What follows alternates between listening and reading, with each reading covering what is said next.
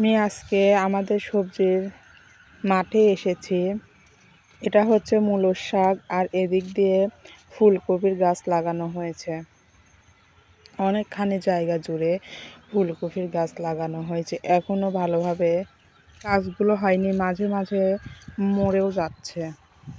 আর পাশে এইগুলো পালংয়ের শাক। পালংয়ের শাকগুলো দেখতে অনেক সুন্দর হয়েছে, বড় বড় ঝোপ নেছে।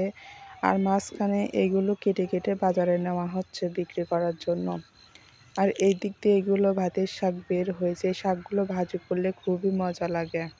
তো আমাদের মূলোর শাক, পালংয়ের শাক, ফুলকপির গাছ এগুলো লাগানো হয়েছে। আর এক জমিতে টমেটোর গাছও লাগানো হয়েছে।